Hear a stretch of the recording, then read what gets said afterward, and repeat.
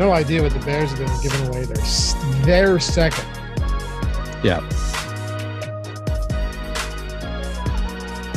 Claypool was a second-round pick a few years ago. It was very confusing. Decent rookie season, a lot of touchdowns, but man, hasn't really materialized. I don't know. Crazy, kind of a crazy deadline. Usually you don't get anything. It was fun. It was a fun day. Yeah, we don't usually get anything good for the NFL, so it was worth it, I guess. I don't know. What's going on, everybody? Welcome to the Stokastic.com NFL strategy show, ownership top stacks edition. A great time of the week. We got that first run of ownership. We got the top stacks tool rocking.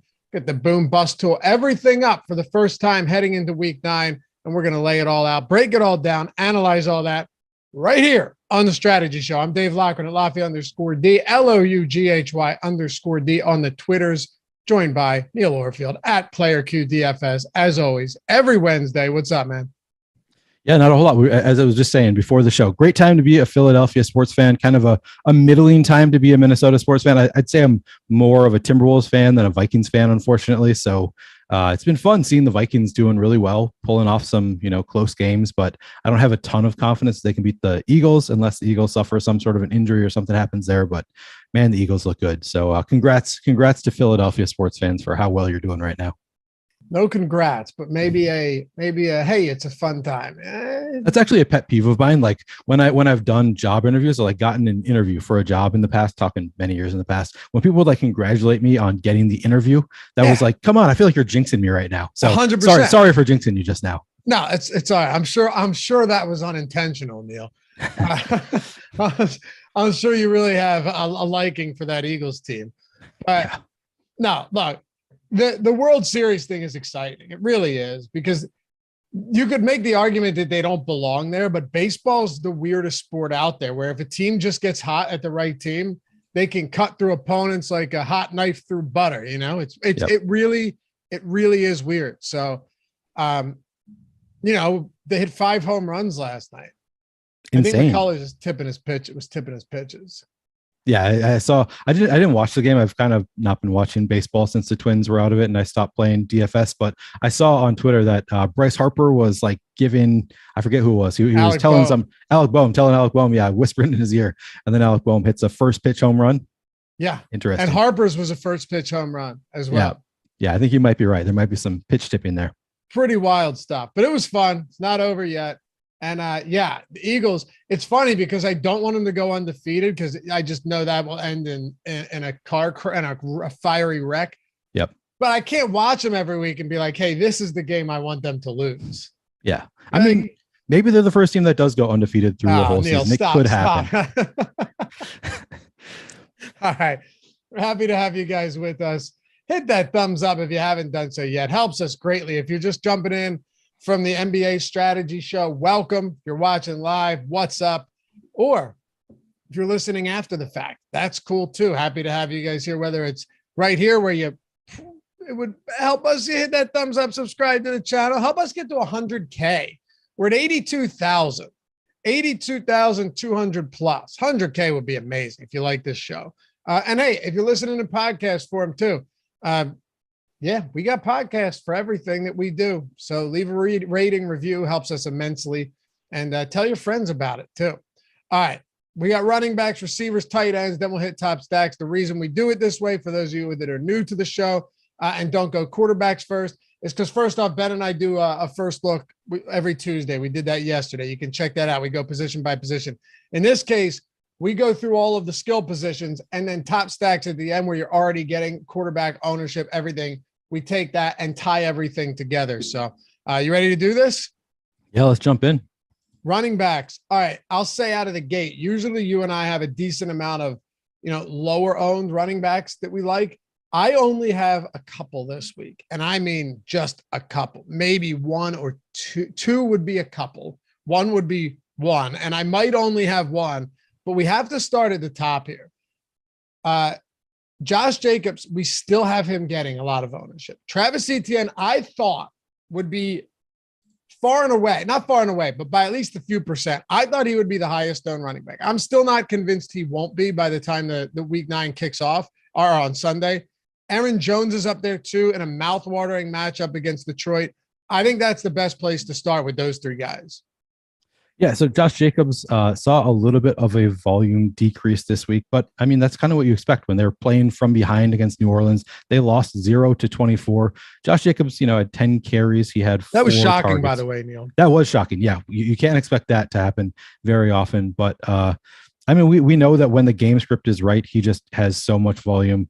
It would be nice to see actually the ownership come down on Josh Jacobs. Unfortunately, that's not what we are projecting for right now. We're still expecting 24% ownership. But as you say, maybe Travis Etienne comes up Maybe Josh Jacobs comes down a little. It's a different price range, so it's not like it's an exact pivot there, but it's a opportunity cost at running back. Maybe if ETN comes up, Jacobs comes down, but Jacobs looking slightly over-owned in our tools. 24% projected ownership, 21% chance of being optimal. Jaguars defense was really good early in the year. So far, they're not looking quite as good lately. They're now 21st in terms of pass DVOA, 20th in terms of rush DVOA. So they have kind of fallen on some hard times more recently. So it's a decent spot for Josh Jacobs, 24.75 implied team total. I don't know what else to say about Josh Jacobs. He's a solid play. If the game script is right, he's going to get pretty massive volume. So he looks good. I'm probably going to be under the field where the field is right now, but not by a ton. And then we can Travis Etienne now. No James Robinson to worry about. Really, we weren't worrying that much about James Robinson the past several weeks anyway, even before the trade. But the Jaguars have a 23.25 implied team total. The Raiders are 18th against the rush and 31st against the pass. Travis Etienne has just been very involved, and he looks great. He looks skilled out there. So I think the Travis Etienne ownership makes some sense. We've got him at 20.3% projected ownership. We have him in the optimal 27.3% of the time. So actually positive leverage on Travis Etienne. That 6,300 price tag looks really nice. And then who is the third player you want to talk about? And by the way, I love it. Travis Etienne this week. The backfield is clearly his, as it should have been. I'd like to see a little bit more passing work, but in this game with one of the higher totals on the slate, it seems like a great spot. The other one was Aaron Jones. I mean, look, coming off a 20 carry game, that was the only way that they were going to stay even remotely competitive against Buffalo. But now you're going to Detroit. Packers pass defense is very good. Their run defense is terrible. This game could surprise people in that maybe there's just a lot of rushing attempts, ground attack, and they forego the aerial attack. Not entirely, of course, but I could see a lot of running on both sides of this game. Yeah, it's interesting. So Aaron Jones saw 67% of snaps this week. A.J. Dillon moved up to 42% after seeing just 30% the previous week. It seemed like they were splitting them a little bit more evenly this past game. It was an island game. I don't remember which night it was, but it was recently. It looked like it was a more even split between these guys. So, which was kind of my hope going in. I was all about playing some A.J. Dillon, hoping that people wouldn't get there. And then, of course, he hurts his knee in the middle of the game, but miraculously comes back. I thought he was going to be out for a little while. I don't think that's a factor in this game, though.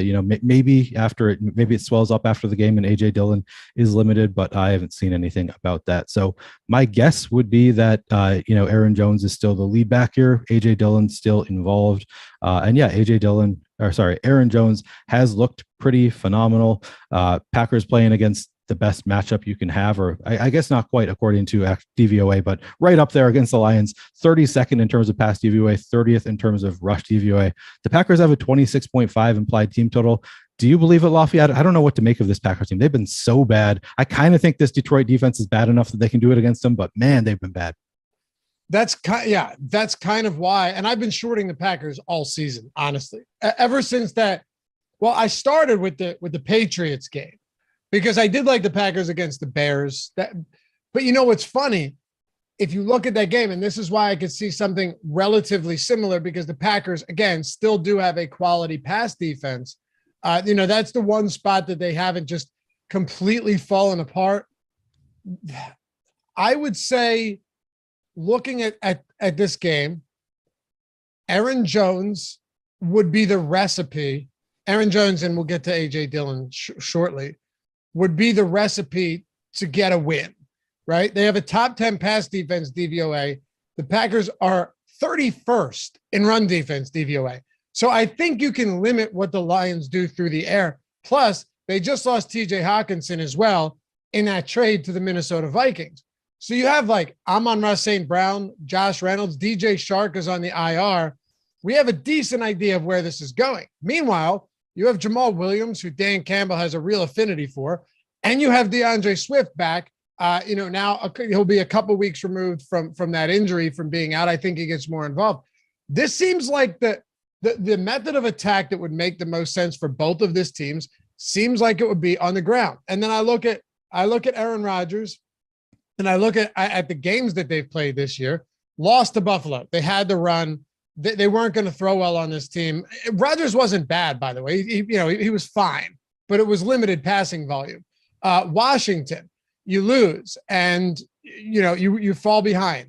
The Jets, they fall behind. Rodgers has to throw 41 times. They're up early against the Giants, fall behind. He has to throw 39 times. But then you look at the games that they've won, though. Chicago, huge Aaron Jones game. And then while that game against Tampa Bay was the furthest thing from impressive, you still saw a decent amount of rushing attempts from him and A.J. Dillon. I think they have to get back to the ground game here, and they can do that against Detroit. I do like Aaron Jones a lot here. It definitely seems to be their game plan to just go to the run over and over, just pound the rock. So yeah, Aaron Jones makes a ton of sense. And the tools, he looks great in the tools as well. 19% projected ownership, 21% optimal, a little bit of positive leverage there, 18% chance of booming. He's only 7,400. The price tag is right. The matchup is right. Aaron Jones does seem to be the focal point more so than A.J. Dillon. A.J. Dillon had 10 carries the last game, so it's not like he's not involved. As far as number 2 running backs or 1B running backs go, he is fairly involved, but Aaron Jones does seem to be, it kind of seems like they use Aaron Jones until Aaron Jones is tired, until they've, run him enough, and then they work A.J. Dillon. And so I do like Aaron Jones. I think that he is maybe my preference here, but you said you want to talk about A.J. Dillon. I guess we can bring him up after we talk about these chalkier guys. But yeah, I think that Aaron Jones makes a lot of sense here. I'm probably going to be overweight to the field on Aaron Jones. If he is below 20% ownership, my guess is I'm going to have more than 20% of Aaron Jones, because the matchup is just so great. And, despite my hesitation about A.J. Dillon, Aaron Jones has just been getting massive volume as well. So I think it makes a lot of sense. And that seems to be their game plan. They're just going to keep giving the ball to Aaron Jones, and they're playing the Lions. So it's a great spot. Yeah, I'm with you. I will say, though, if A.J. Dillon really does come in at 3%, which is where we have him at right now, I will have plenty A.J. Dillon. Look, a couple of things to consider, and this is why I was going through the game logs, is they've had a lot of negative game scripts lately. Like, they've had a lot of spots where you can't just lean on the run. I think this could be one of these instances where you go, all right, maybe we don't want to throw a ton to Romeo Doubs. We don't know if we're going to even have Allen Lazard.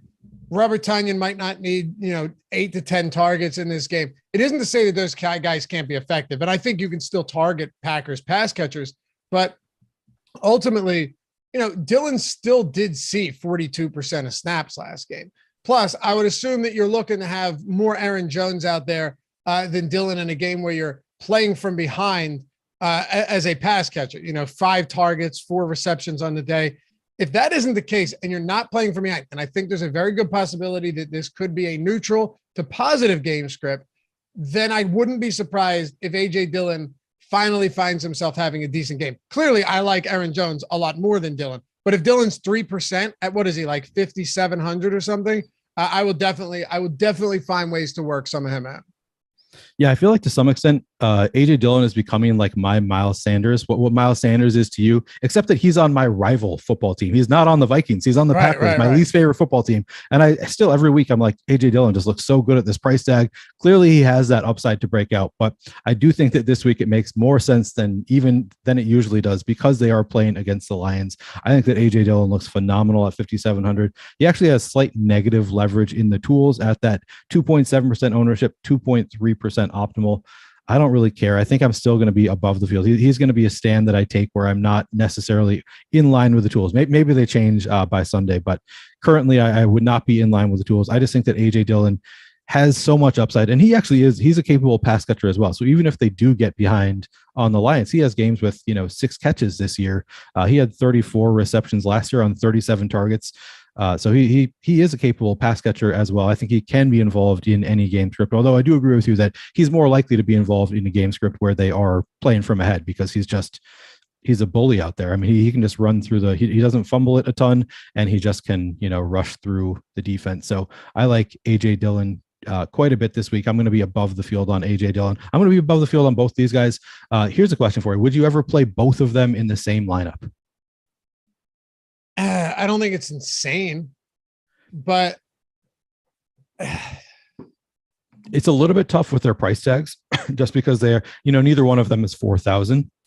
I still think that I think in my fantasy culture, I'll probably not set a rule saying to only play one of them, but I'll just make a separate group that gives a negative boost to A.J. Dillon in lineups where I have Aaron Jones. But I don't think it would be a bad rule to set that you can't play both of them in the same lineup. You might be right. I mean, look, the Lions are allowing 5.1 yards per attempt.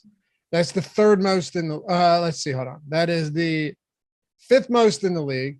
They're allowing 155 rushing yards per game. That's third worst in the league. They've allowed 13 rushing touchdowns. That's second worst in the league.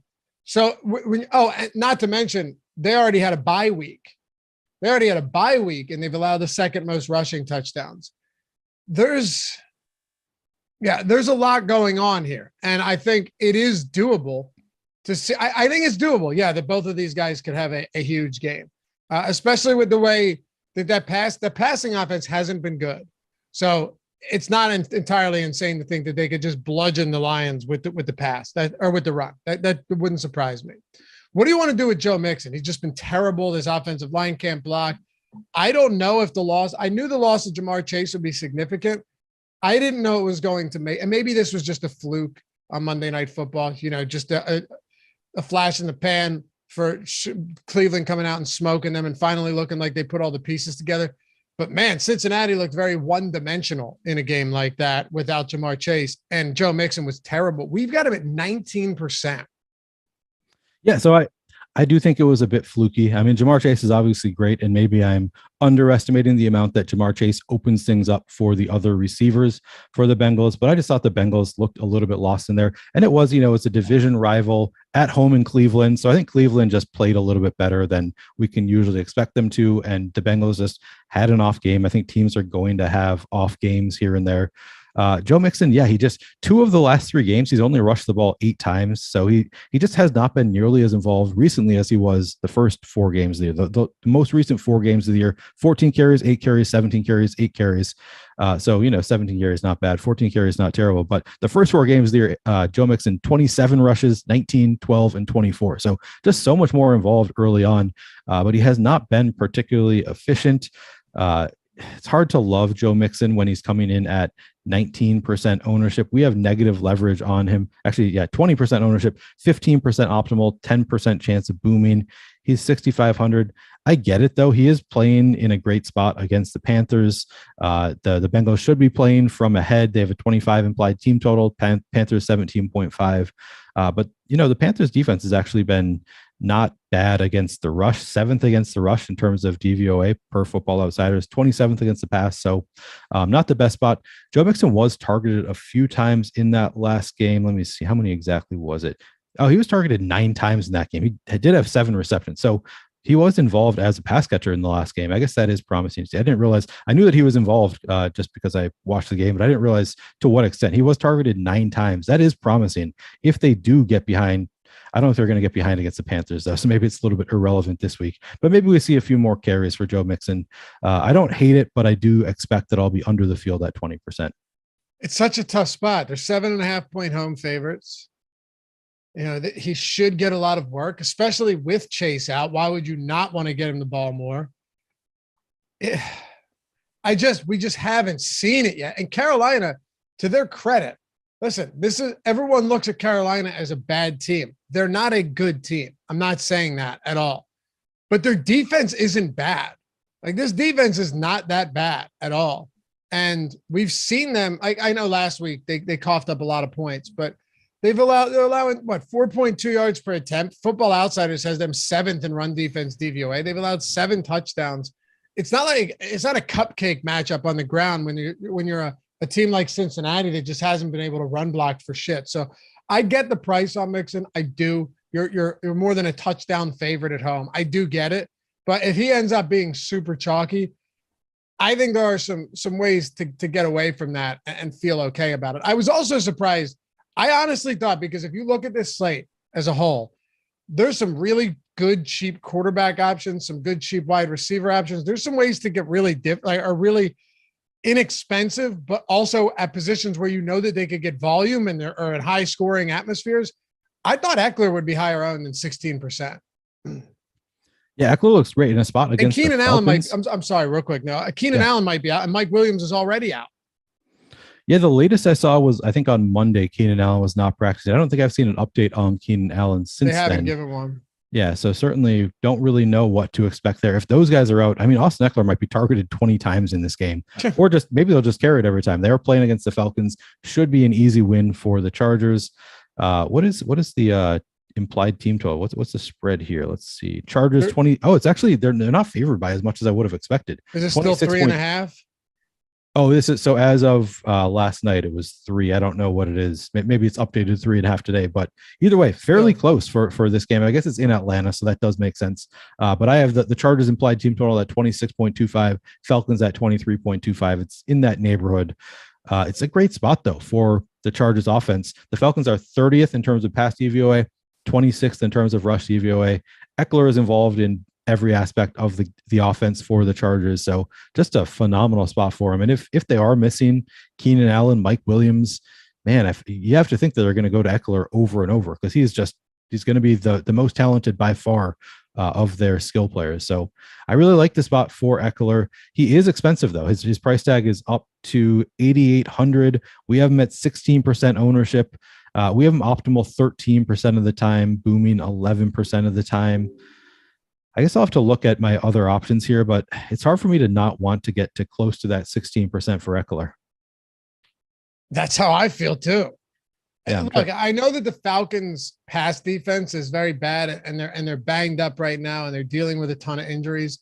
That's not lost on me, but would you rather go to Ekeler or, just force feed Palmer and DeAndre Carter? Not saying those guys can't have decent games, right? I think they can. But how do you not want to get to a decent amount of Austin Ekeler if you're the Chargers? They have the third highest. Actually, it might be the second. Bills are 30-point implied total. Chiefs are on the late game. Eagles are on Thursday Night Football. Yeah, they're tied with the Packers for the second highest implied total on the slate. So, I have no problem getting over. Obviously, you want to see what the builds look like. It's only Wednesday, but it just seems like a really good spot for Austin Ekeler. Plus, you're going to use him in the passing game, like you said, as well. He's just it's a really good spot. Any other guys that are getting a relatively decent ownership that you want to hit on before we get to a couple pivots here? Ramondre Stevenson looks pretty phenomenal for us. 16.7% projected ownership, 26% optimal. Great spot for Stevenson. He's just been so involved lately for the Patriots. The Patriots are favored at home against the Colts, 22.5 implied team total to 17 for the Colts. The Colts are 6th against the rush, 20th against the pass. So it's a little bit of a tough spot for the rushing game for the Patriots, but we have massive positive leverage there. I tend to trust the tools when I see stuff like that. And I think it's just the price tag relative to his involvement. He's only 6,200 and he has been extremely involved in the Patriots offense recently. So I'm going to be playing some Ramondre Stevenson. I don't think I'm going to be playing like 40%. Like sometimes I might, when I see this much positive leverage with the 17% ownership, 26% optimal, sometimes I'd go well above the field there. I don't think I'm going to go quite that crazy with Ramondre Stevenson because I still do have concerns about Damian Harris getting more involved. But the spot looks great. Hard not to like him to some extent. Kenneth Walker going up against the Cardinals defense that has been not great all year. They do seem to be better against the rush than against the pass. But Kenneth Walker is 6,200. He's a pretty natural pivot from Ramondre Stevenson. I guess he's also getting 15% ownership, so not really much of an ownership pivot. But we have him optimal 18% of the time. I think that makes some sense to be going to Kenneth Walker. The Cardinals are 11th against the pass, 11th against the rush. So they're better against the rush than they are against the pass. But still, I think the Seahawks should be able to move the ball with the Cardinals being 23rd against the pass. So not a bad spot for Kenneth Walker. As far as other high-owned guys, I don't know what to make of the Bills backfield at this point. Is Nyheim Hines going to be involved this week? I don't really know. Does it affect Devin Singletary right away? He's 5,700 playing against the Jets defense. It's actually a pretty good defense, but the Bills are expected to put up over 30 points. So it's a fine spot for Devin Singletary at 5,700. I think those are the guys that I'm most interested in among the higher-owned guys. This is the one that I don't love. And I'm a big fan of Singletary as a player, but the problem with games like this, and we saw it against Pittsburgh, not to get too anecdotal here because it's only one game, but you could go over, actually, I could give you 3 examples. A matter of fact, just in this season of the Bills coming in, slaughtering an opposing team, right? They do that by way of scoring 4 quick touchdowns through the air. You know what I mean? It's always long Gabe Davis touchdown, Stephon Diggs touchdown. Hell, maybe McKenzie or Dawson Knox gets involved. And then what happens is Devin Singletary is now completely absent from the passing game. 2 targets against Green Bay. They beat them by 10, but that's not even a good example. Let's use, because they are 13-point favorites in this game. Use Pittsburgh as an example. I don't think this will be as big of a bludgeoning as that one, but still 2 targets, 1 reception, 4 yards. Tennessee, they smoked them. 2 receptions, 2 yards. 2 receptions, 14 yards. They crushed the Rams in that Thursday night season opener in LA. The problem I have here is that I don't think the volume is there. Like they don't win this game. They don't put up 30 points with Devin Singletary. And look at those games. The blowout against Pittsburgh, 6 carries. The blowout against Tennessee, 6 carries. Against the Rams, 8 carries. So his volume in these spots where they're actually huge favorites, where they actually run all over teams, has, believe it or not, been a lot lower than the close games. 16 looks against Baltimore, 3-point game. Against Kansas City, 23 total looks. This doesn't set up to be that type of game, and Singletary's volume worries me as a result. Long-winded way of saying I think he's a little overowned. Yeah, I mean, you say that you don't want to get anecdotal, but I would say that that's just relevant context, and that is very important context. That Devin Singletary just has not done it, even in games where you might expect him to. So I think I'm with you. He just looks a little bit overowned. You know, it's a fine spot against the Jets. It makes sense. I get why people want to go there, because it is a spot where they should be playing from ahead, and you would think that they would go more towards rushing the ball when they're ahead, but that really has not been the Bills' game plan. So, yeah, I think what you're saying makes sense. I think that Devin Singletary looks a little bit overowned our tools. 9.1% projected ownership, 8% optimal, 4% boom odds at 5,700. So I get it. 5,700 playing against the Jets in a game where they're favored by 13 points or whatever it is makes a lot of sense to go to Devin Singletary. And he has looked good. I actually think he's a talented running back, but they just don't seem to give him the volume. So maybe he is a little bit overowned even at 5,700 in this matchup. Yeah, they haven't really needed it, right? Yeah. So we'll see. But last guy I'd throw out there, who's relatively high owned, nothing crazy, but I think this is an optimal spot to go back to Raheem Mostert here. I know they just signed Jeff Wilson, but they got rid of Chase Edmonds. So to me, that's basically a wash. This spot for Mostert against Chicago is very interesting. I want to ask you about some pivots, because we talked about Dylan. I don't think we need to dig any deeper into that. The only other spot that I'm seeing, and maybe you can unearth something that I'm not seeing, is Atlanta's run game. I mean, this game has a 49.5 point total.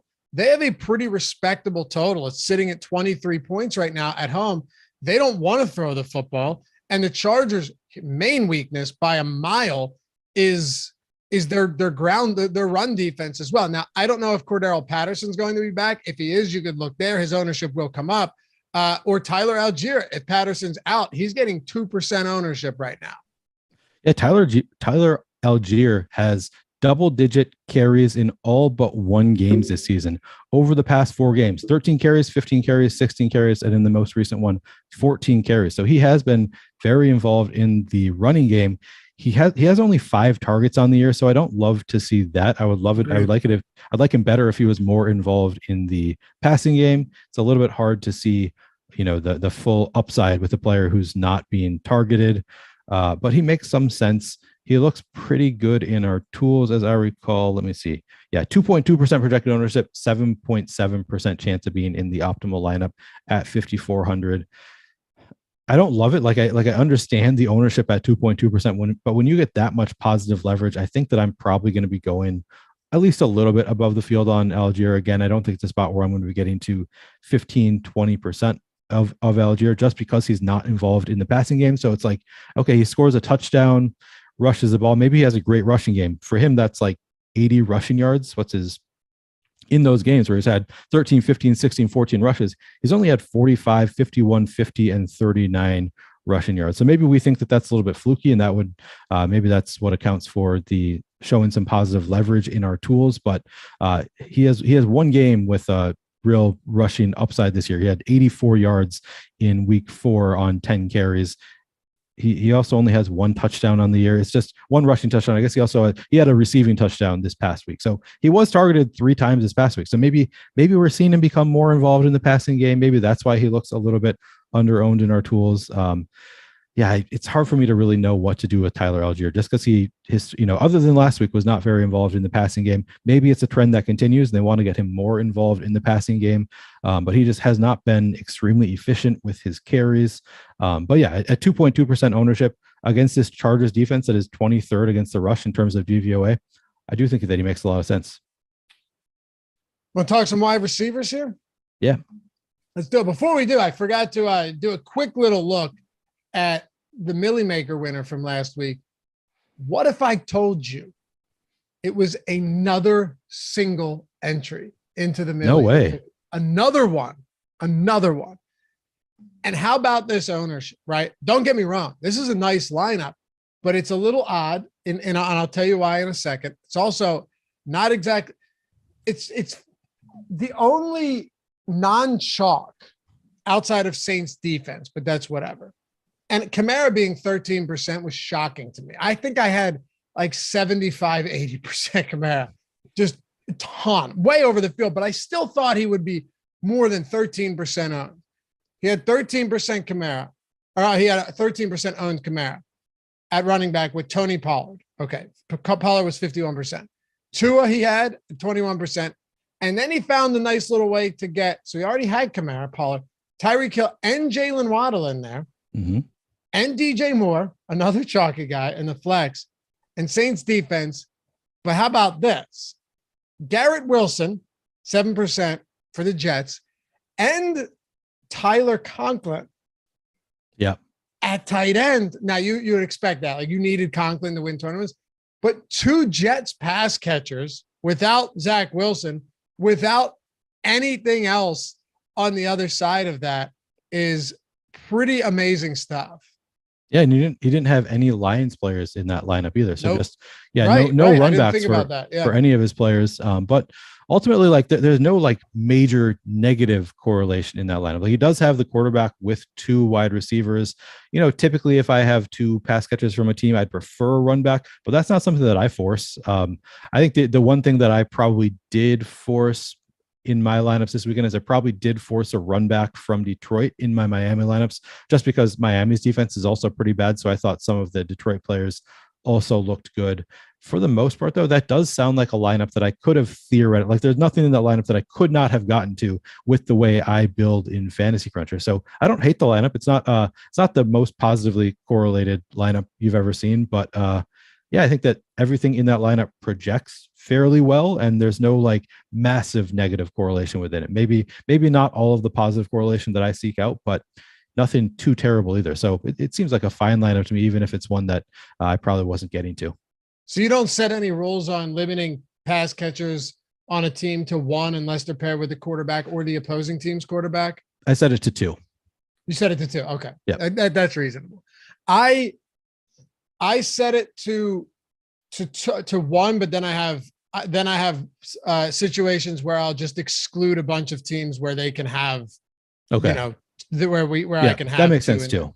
But yeah, so like the Jets are a team that you probably did not exclude from that group. You probably wouldn't have had 2 Jets. Exactly right. That's where I was going with it. Yes, yeah. I did. But they're fairly cheap. I would not too. have had 2 Jets pass catchers without Wilson or without a stack in that game, which I didn't get to any of them anyway. Yeah, but they're also fairly cheap. Both Wilson and Tyler Conklin. That's a good point. That's a good. And I had some Garrett Wilson. I had some Conklin. I just didn't have them together. Yeah. Yeah, I had a lot of Kyle Pitts, and I was excited to see Kyle Pitts finally have a good game. Could have been a great game if he had just like exceeded 100 receiving yards. It was still like a good game for Kyle Pitts, but it was like 19 fantasy points. It's not like the 25 you get from Conklin. It's like even when he has that spike week, which I really needed, he still wasn't that great. Right, Kyle Pitts without a touchdown has a 13 fantasy point game. Yeah, and I'm not just saying you can take touchdowns away and be like, hey, this is what they did, but it wasn't a huge statistical performance either. Yeah, it was. And fine. I'm not sure how many of them you're going to see with Atlanta. What's that? I am agreeing with you. It was good. It just wasn't like a real difference maker. And yeah, you take away that touchdown and still just not looking that phenomenal. I want to mention the guy who got second, third, and fourth ran the exact same lineup. Only the defense changed. Finished 3 lineups in the top 4 and not the one that matters. Talk about a rough Sunday. Defense? He had the Commanders in one, Texans in one, and Cardinals in one. You're saying that he ran the exact same lineup as the winner? So like with Tyler Conklin and Garrett Wilson, or as himself? Like as himself. I thought I thought it was the same as the winner with just different like Neil was just saying. Gotcha. Okay. Interesting. Yeah. Well, it was a week that chalk hit. What's that? It's a week that chalk hit pretty hard. So if you're playing the chalk, just playing projections, I can see how that would happen if you're not using a ton of randomness. That's probably what the guy who got second, third, and fourth did. They were just playing a lot of the chalkier players, and they happened to work out. Yeah, and he had 150 lineups, so it makes sense that you're going to land on some stuff. He's a winning player too, right? It was Grey Poupon, right, Tyler? Yeah, it was. So he's a successful DFS player. So I mean, for sure, knows what he's doing. I was just curious to see what his player exposures looked like too. Like, did he have? I was curious to see if he had a limited player pool in a spot like this. Tyler, if you can pull that up, that'd be great. I'd love to know how many players he used. So on our Tyler Algier conversation, Cordarrelle Patterson designated to return from IR, 21-day window open, but that doesn't mean he's necessarily active. That just means he could return this. Yeah. Yeah. So I don't really know. That we'll have to see. I mean, at this point, if he did return, it'd be interesting, but I really have no idea whether or not he's going to be like, we'll see. If he comes back and he's not limited, Cordarrelle Patterson is pretty cheap, and he's pretty damn good this year before he got hurt. I would love him in this spot. Let me ask you a question. I don't want to do the whole show on running backs, but what if, let's say, Cordarrelle Patterson returns and we don't really get any definitive word on what his role is going to be, so his ownership is through the floor? Yeah, if you get 0% Cordarrelle Patterson, maybe I'd have some interest against this Chargers defense. I think I probably would. It would feel really uncomfortable, but that's kind of how you win GPPs, is by playing some uncomfortable plays. And at 0% ownership in this spot, what is his price tag? I moved on. It's like 5,800 or something. It's not it's a reasonable price tag. All. Great spot. I would think that they will go back to Cordarrelle Patterson once he is, because we were just talking about how inefficient Tyler Algier has been. I would think that they do go back to Cordarrelle Patterson if he's available. So it's kind of interesting. Yeah, I think it is. I definitely think it is. But at the same time, we'll have to see if he plays or not. Yeah. All right. Let's get into a little wide receiver discussion here. Before we do, though, quick shout out to our sponsor, Prize Picks. Nobody's doing it bigger than Prize Picks if you haven't signed up there yet, because you're getting up to $100 first match deposit bonus. And what you don't see on the screen is the fact that you're also getting a free month of Stochastic Plus Platinum. That's all of our tools, right? Not Fantasy Cruncher, because we don't own Fantasy Cruncher. We just host their tools on the site. But you get that month. You can get the Fantasy Cruncher add-on. You can also use our NBA and NFL lineup generator, which allows you to export up to 20 lineups at a time and then run it back as many times as you want and do it again. It's awesome for hand builders. It's awesome for 20 maxers. However you're playing, we get the boom bust tool, top stack tool, ownership, player projections. Everything Neil and I talk about every single time on this Wednesday show is included in that when you use the link that we threw in the chat. It's in the description for those of you guys watching after the fact. You're getting $100 first match deposit bonus on Prize Picks. You're getting $120 value, free month of Stochastic Plus Platinum, and you're playing on a sweet site where all you're doing is just building essentially lineups with props. You're doing 2 through 5. If you hit 5 of 5, you're 10xing your entry. Unlike a traditional book where if you hit 4 of 5 in a 5-leg parlay, you make no money back. At Prize Picks, you still 2x. You still make money back on 3 of 5, and you can mix all the sports up that you want. So if you know NFL, college football, and NBA, you can do a 5-prop lineup and have 2 of 1, 2 of 1, and 1 of the other in there. You can use all of our free tools, our player prop tools, Odd Shopper. That's all free. I mean, there's no MME, there's no mass entry, there's no optimizers, no sharks there. Very cool site to play, especially if you're not in legal betting states and you're looking to scratch that itch. Check it out, PrizePicks.com, link in the description, link in the chat, And again, up to $100 first match deposit bonus. If for nothing else, you're getting a free month of Stokastic Plus Platinum on top of that. So check it out. Not sure how long we do this deal for, but it's still there. It's all right there in the link. All right, wide receiver. Stefon Diggs, Cooper Kupp, who let's pay attention to his injury status. I know McVay said he expects him to play, but that could get a little dicey, dealing with those ankles. Higgins, and then my boy DeAndre Hopkins. I will go straight back to him, Neil. I still think Hopkins is underpriced. He has almost 40% target share through the first 2 weeks. Yeah, it's crazy. Just going back to where he was 2 years ago right away, I guess even probably higher in terms of target share. It was weird how they just kind of skipped over a year with DeAndre Hopkins. Like he was just not that involved last year for some reason. I never understood it. But this year he's back. He's just it's clearly the wide receiver one. They're wanting to go to DeAndre Hopkins. We've got him at 14% ownership. He's 7,900. So I guess that is probably why he is 14% owned. But we're coming in 15.4% in the optimal lineups, 17.2% chance of booming at 7,900. I love DeAndre Hopkins. He's one of my favorite football players to watch, one of my favorite football players to playing against this Seahawks defense that has actually looked a lot better recently. In terms of DVOA, they were really towards the bottom of the league earlier in the year. They seem to have come up significantly. The Seahawks defense now 14th against the pass, 10th against the rush. So they're better than they were earlier in the year when they were one of the worst defenses in the league. But I don't really care with DeAndre Hopkins. He's just so talented. I think he's going to be able to get it done against anybody. The Cardinals have a 26.25 implied team total, expected to put up some fantasy points. So I'm right there with you with DeAndre Hopkins. I like him quite a bit this week. The way I see it is there's a lot of great receivers up at the top. I don't know if there's any that I'm in love with above 8K, but you could definitely make the argument that Hopkins should be more expensive than Devontae Adams right now.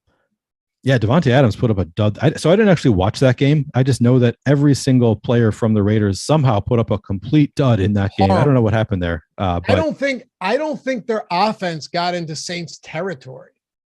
I mean, it doesn't look like they did. I don't actually know because I wasn't paying that close of attention to that game, but I could not believe the stat line when I saw it. Yeah, Devontae Adams. We still have Devontae Adams at 12% ownership. So the ownership isn't all that different. And we have negative leverage on Devontae Adams, 6.6% chance of being optimal, 8.3% chance of booming. He's still Devontae Adams. I still believe in the talent. So it's hard for me to really talk too bad about Devontae Adams, but he looks a little bit over-owned right now at 12%. My guess is I will be underweight to the field on Devontae Adams. And, I have preferences. As you said, we prefer DeAndre Hopkins. I think I prefer Justin Jefferson yet again. Cooper Kupp, if he plays, is hard to get away from. Stefon Diggs always looks good this year. And Tyreek Hill always looks good this year. So, there are so many good pay up options, and Devontae Adams just, clearly has warts. He showed it this past week. So coming in at 12% ownership, I think I'm with you. I'll be underweight to the field there. By the way, Great Poupon, this is kind of what I expected. I think he had 80 players in his player pool, but 62% Pollard, 57% Donta Foreman, 55% Hill, 51% Tua, almost 50% Kamara, 41% Jalen Waddle. I actually totally understand that this week. I'm actually happy to see good players with something similar to what I was doing, because it felt like there were certain spots where you just wanted to be over. It doesn't always work, especially when they're chalky. But now it makes a lot more sense that he had 3 different defenses in those lineups with all of that concentrated at the top of his player pool. Yeah, exactly. Not a huge shock. All right. Are there any other high-owned receivers that you want to talk about here that stand out to you, or maybe guys that are high-owned that you don't like that much? I mean, so I think T. Higgins is interesting once again with Jamar Chase sidelined. We just saw him put up a relative dud, I would say, on Monday night. He did score the touchdown, so salvage it somewhat, but relative to our expectations, T. Higgins did not look great in that game. Now we've got him at 16% ownership. We do have slight negative leverage in terms of optimal odds, 15.4%. So slight negative leverage there, but then 17% chance of booming. So positive leverage on that side. He's 7,300. I think, the ownership makes sense on T. Higgins when he's going to be the clear alpha there. Justin Jefferson, I love playing him every week, 14.5% projected ownership, 12% optimal. So a little bit of negative leverage on Justin Jefferson. The Commanders are kind of a pass funnel defense, actually extremely pass funnel defense, 28th against the pass, second against the rush, and the Vikings like to throw the ball. So I do think it's a great spot for Justin Jefferson. I think that I'm probably willing to get to the field on Justin Jefferson despite the negative leverage there. As far as Cooper Kupp goes, Rams facing a tough Bucs defense. He's so involved that I don't know that it matters that much, but we do have some negative leverage on Cooper Kupp, 15% ownership, 11% chance of being optimal, maybe slight concerns about that ankle. I think that I will be underweight to the field on Cooper Kupp just because I like all of these other, high priced options in kind of the same price range, or actually a little bit cheaper than Cooper Kupp. So I do see myself making the mistake of being a little bit underweight to the field on Cooper Kupp this week in favor of some of these other guys. What do you think about Cooper Kupp? I have no idea what to think of this team right now. They're one of the lowest scoring teams in the league. They're averaging less than 17 points per game. Cooper Kupp's dealing with an injury where I guess we have to assume that he's going to be okay, but I don't know. He had tissue swelling in his ankle. I don't know. I don't know, man. I can tell you this much. I like him more this week than I did when he was 9,900, because Kupp could still have a 30-some fantasy point game at 9,900 and you don't need it, right? Kupp can have a 30 fantasy point game without scoring a touchdown. I think we might have seen that this year. He's just so insane with the volume. He can get, over 100 receiving yards on 15 catches and just gets to 30 fantasy points without scoring a touchdown. So any touchdown is just gravy with Cooper Kupp. It is just such a tough matchup against this Bucs defense. And some of these other high-end receivers just have really good matchups. So it's hard for me to, and he is the most expensive. So there are a number of reasons to not want to get to where the field is on Cooper Kupp. But again, it seems to kind of always make sense to have a good amount of Cooper Kupp. So I'm hesitant about it, but I do think I'll be underweight to the field there. One guy that's lesser owned that I'm actually pretty intrigued with is Mike Evans this week. Mike Evans right now is getting minimal ownership. You're talking 6%. Game shouldn't be particularly high scoring. I understand that. But I mentioned this to Ben yesterday. The amount of deep attempts that he's getting is through the roof. I mean, last week, 6 targets, 20 plus yards downfield. Since week 2, nobody has more deep attempts than Mike Evans. That's amazing. Eventually you've got to hit him on a couple. And think about it, against Carolina, that uncharacteristic drop that would have gone for a super long touchdown to open the game against the Panthers. You're talking about an entirely different situation. And yeah, last week against Baltimore, Mike Evans didn't get into the end zone, but still 6 for 123, had another long reception that went for 51 yards. I'm definitely interested in Mike Evans this week if he's only going to be 6%, because that Rams team, the offense can't stay on the field. They're going to have a tough time exploiting the biggest weakness right now with the Bucs, which, believe it or not, is their run defense. They've really struggled. They're allowing 164 rushing yards per game over the last 5 weeks. But the Rams can't pass block for shit.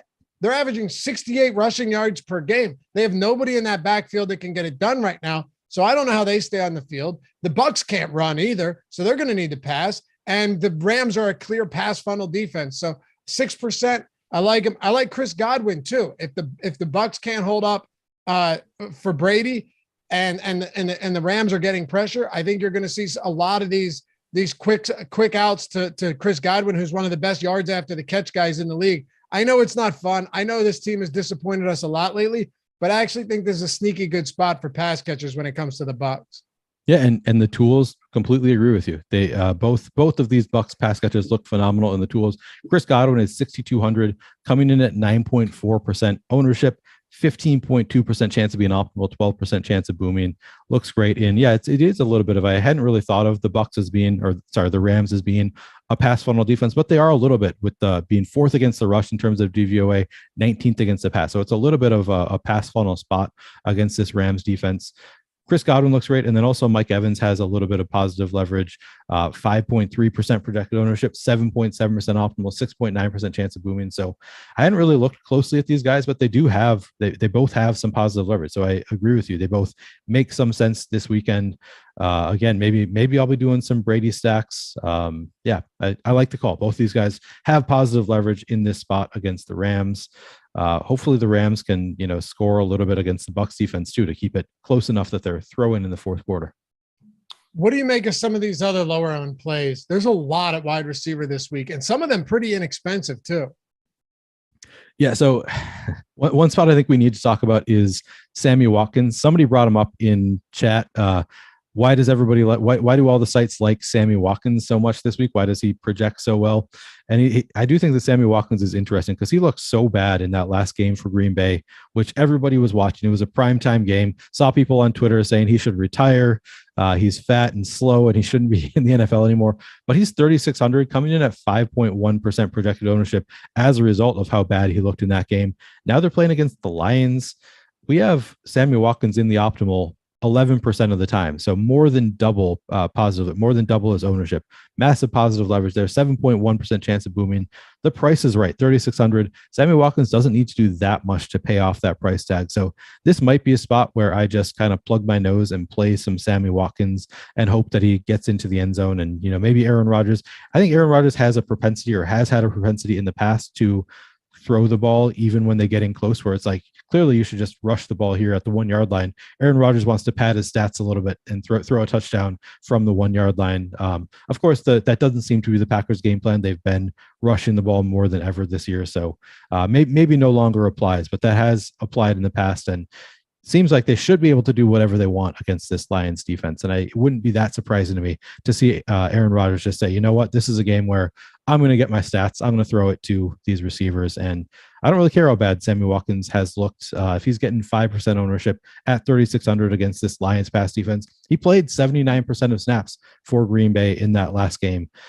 It's hard for me not to like Sammy Watkins to some extent, even if he's not the best receiver out there. What do you think of Sammy Watkins?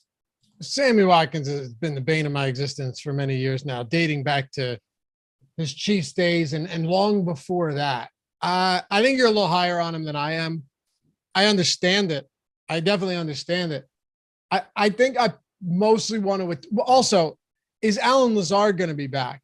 If Allen Lazard returns, then I think that hurts Watkins. True. Because good point. If Watkins is looking at a one target, and it's only one game sample last week. I understand that, but also against a good Buffalo defense, pass defense.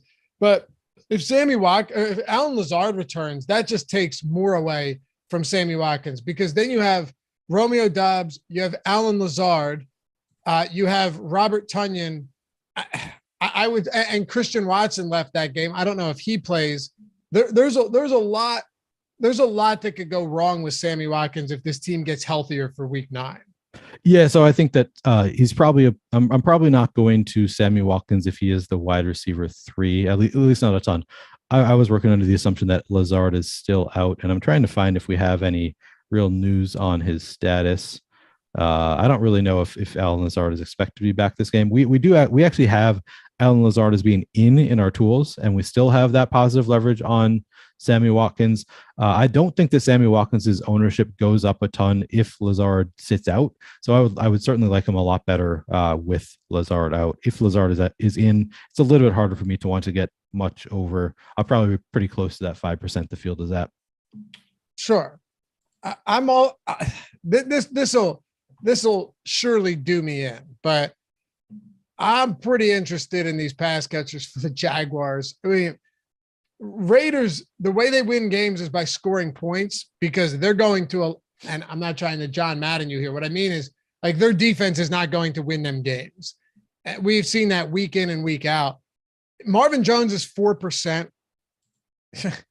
4% owned. Zay Jones is 7%. These guys are dirt cheap. They've run into a couple tougher matchups against good secondaries. Christian Kirk isn't getting a ton of ownership. I think at that price, they've all been seeing their prices tumble. Those are interesting spots. I definitely plan on stacking Jacksonville this week, which could end up poorly. I think Alec Pierce is interesting at 1%. Sam Ehlinger actually, if you go back, he actually made some good throws. I'm not saying he was great, but Pierce is 1%, super cheap. He had 4 targets. 3 of them were deep balls. 3 of them were 20-plus yards downfield. I don't know what ownership is going to look like on Palmer or DeAndre Carter if Keenan Allen is out. DK Metcalf's getting no ownership. I talked about Evans. The one I really like, though, I think Terry McLaurin is at 5%. is an excellent play. 25% target share ever since Taylor Heineke took over under center when Carson Wentz went down. And you've got a matchup against the Minnesota team that this secondary stinks, man. They have a great offense. Their run defense is, I guess, serviceable, but this is not a good pass defense whatsoever. They're allowing, and Ben mentioned it yesterday, I think as well, they're allowing 7.7 yards per attempt through the air. McLaurin would be a guy for me, sub 6K, 5% ownership that really stands out. Yeah, no, I like Terry McLaurin quite a bit against this Vikings defense. They have not been great this year. As you say, 4.7% projected ownership on Terry McLaurin, 5.8% chance of booming. Positive leverage there. He's only 5,900. We've seen him put up a couple big games so far this year, and I think this is definitely a spot where you can see Terry McLaurin put up a big game, especially with Taylor Heineke at quarterback. Getting so much more of the target share from Taylor Heineke than he was with Wentz. So yeah, I think Terry McLaurin makes a lot of sense. Our tools agree. Curtis Samuel is cheaper at 5,200. But he's coming in at 5.7% ownership, a little bit over-owned in our tools, 3.2% chance of being in the optimal lineup. I could see myself maybe even going to some Washington stacks. I could see myself going to a little bit of Curtis Samuel too. Yeah, I could see that. Yeah, McLaurin, Samuel, Brandon just said in Minnesota, bringbacks for Minnesota stacks. Yeah, especially considering you look at Washington, they've won 3 straight, but they have not faced very good teams.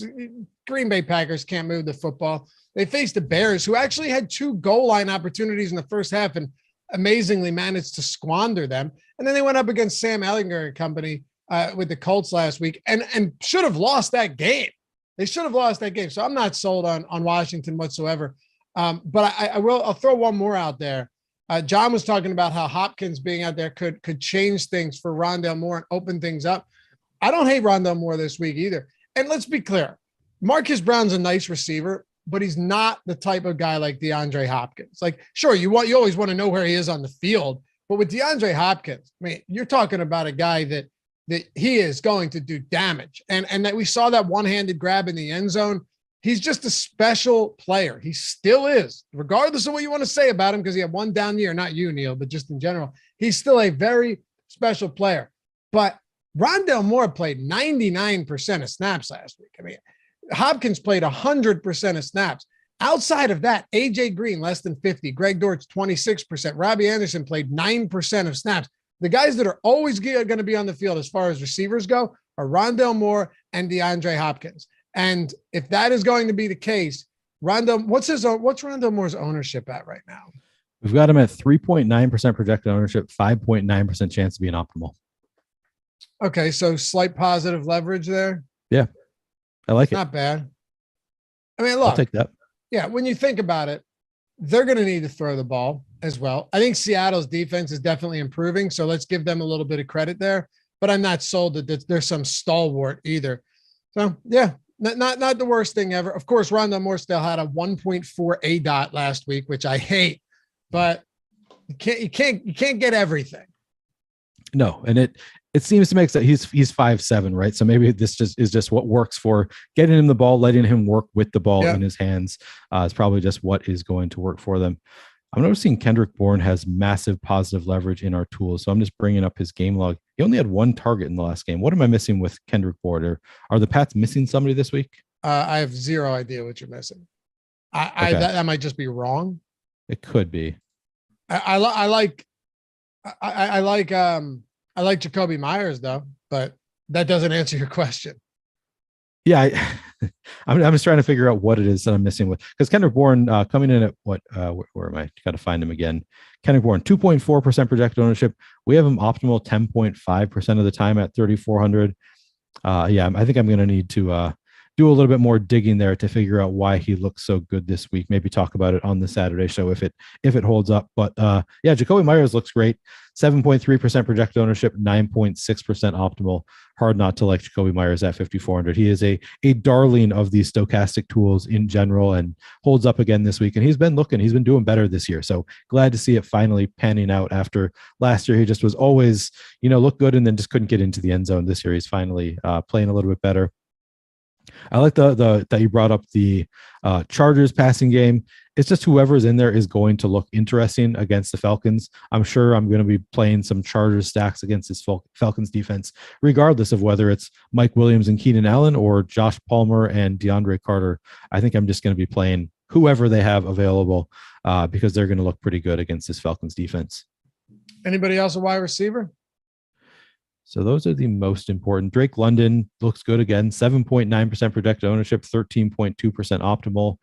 Kind of interesting there. I think we covered all the high end guys. Tyreek Hill looks good. I just really need to talk about Sammy Watkins to piss off chat. But other than that, don't really know what else we need to touch on here. I think we've covered them pretty well.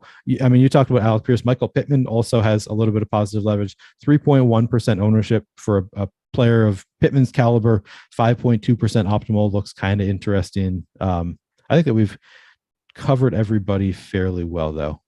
All right. Well, hit that thumbs up. We're about to wrap this show. We got tight ends and then top stacks. Before we head out, though, two things. Hit the thumbs up, subscribe to the channel, atone for your sins in the event that you haven't done so yet. And yeah, Justin, Josh Palmer, Mike Williams, I need to see what's going on with Keenan Allen first. I need to know what's going on with Keenan Allen because that could change everything for sure. But hey, let's shout out the winners here with the Stochastic Hall of Fame. We have, sorry, Tyler, I didn't prepare you for that one. I just saw it on the run sheet. We good? We got some winners. As always, we want to showcase these for you. And the best way to do it is put you in the Hall of Fame, induct you into the Hall of Fame, and give you a free month of Stochastic Plus Platinum if you finish top 3 in a field of 5,000 or more, and tweet us at Stochastic HOF with the screenshot on Twitter. Of course, first you got to have the avatar. Go to stochastic.com/avatar. It's right there on the screen. Then tweet your wins at Stochastic HOF. Get a free month of Stochastic Plus Platinum. Get up here. It's fun. We get to brag for you. You get to use all of our tools for free for the entire month. And you know, the greatest part is you could win in the nickel or the dime. You could win $75 and get a subscription that's worth, almost twice as much of that what you'd be paying. It doesn't matter what your entry fee is. Keep that in mind. Rock the avatar. Get up here like our boy Alex Baker. Well, he always has free subs, but of course, Awesemo himself.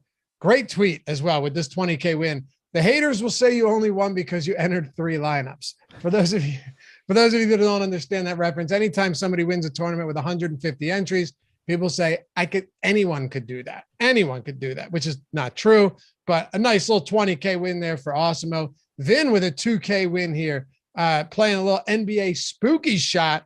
Gotta love that. 3rd place. Free month goes to you, Vin. And then, had my biggest DFS night ever and nearly took down the 4-point play on Friday. Thanks to all the boys. I'm not reading all those names for help every day. Easily the best site out there. 4K, 3rd place to Omar. And then here we go. One more time, a couple more times. 2,000 for Underdog 89. Just a quick at Stochastic Hall of Fame. Man, a few words. Sick line. That's a lot of really high scores.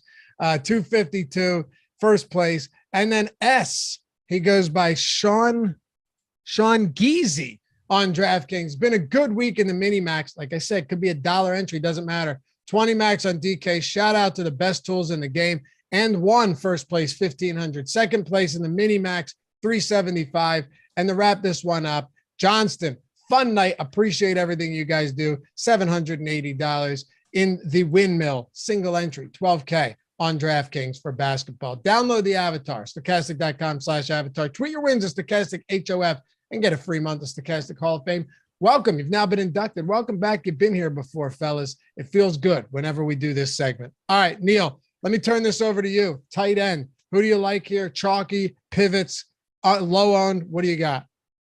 Yeah, so Gerald Everett is going to be interesting regardless of who's in at wide receiver, but I think especially interesting if Keenan Allen and Mike Williams are out.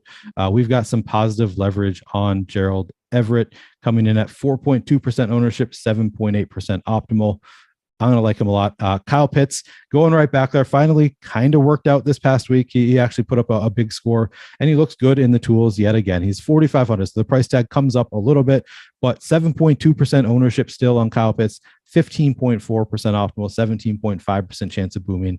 Looks great. Really like Kyle Pitts once again. Tyler Higbee once again looks pretty good in the tools, 13.5% ownership, 16% optimal. Was kind of a letdown this past week, but he's been involved in the passing game for the Rams, so looks good. Dawson Knox finally scored a touchdown this past week, 5.7% ownership, 7.9% optimal. He looks good. I'd say those are the most important guys. I don't know. TJ Hawkinson, we currently don't have anything for TJ Hawkinson in the tools. I don't know if he's going to be eligible as a Vikings player this week. I don't know if DraftKings is going to change the team that he's playing for so that his points will count. We'll have to see what happens as far as TJ Hawkinson goes, but maybe we'll be interesting at 5,000 if he's playing. I'd say those are the most important. I mean, you talked about you want to do some Jaguars stacks.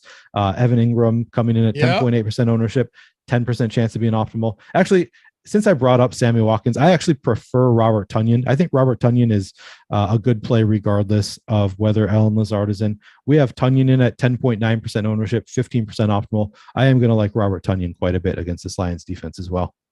Yes, so do I. He's not expensive. He's in a weak position. He's going to be he was on the field for a season high 74% of snaps last week. I happen to have zero issues with Robert Tonyan either. Plus, he's been targeted. It can be sporadic or erratic, I should say, but he had a 12-target game week 6, 4 against Washington. It's 6 again last week. That's not bad at all, especially given that he's going to get some opportunities in the red zone.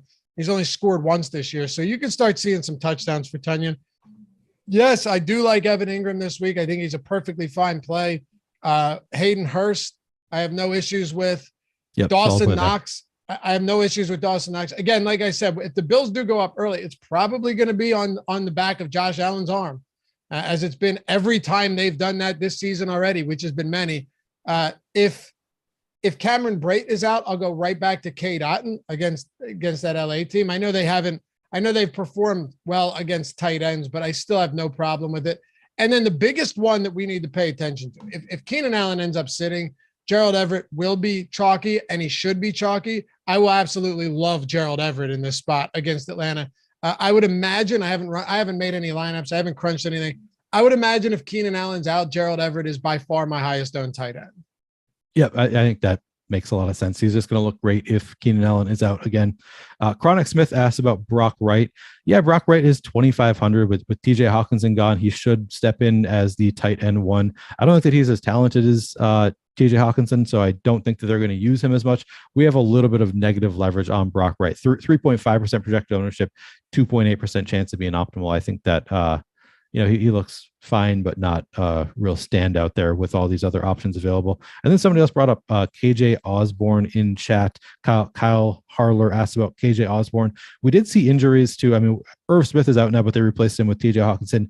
Adam Thielen also got banged up in the last Vikings game. So I think if Adam Thielen is out, I'll have interest in KJ Osborne. But if Adam Thielen is in, he still just looks like a fine option. He's a wide receiver 3 for the Vikings. Hasn't really lived up to what we were hoping for this year so far. All right. Top stacks time, maybe. Best time of the show. Really tie everything together here. We never spend a ton of time on it because we talked about everything else.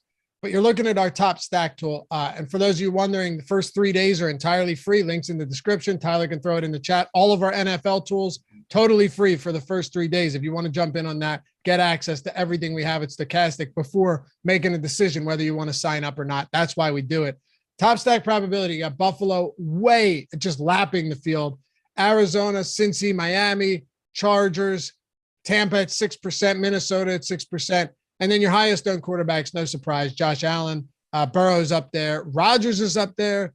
This really might be a spot where I just fade the Green Bay passing game and let everyone else go there. We'll see.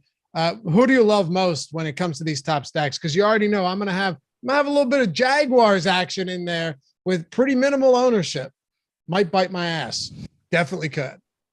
So I don't know if it was you or Greg who pointed out to me last week that there was a team with the Dolphins had 100 rating in our top stacks tool, and it was the first time that we had seen. I think it was probably Greg who brought it up on the Saturday show, but in the top stacks tool, it must have been both of us because it was Miami last week. I thought, yeah, and of course they went all the way off.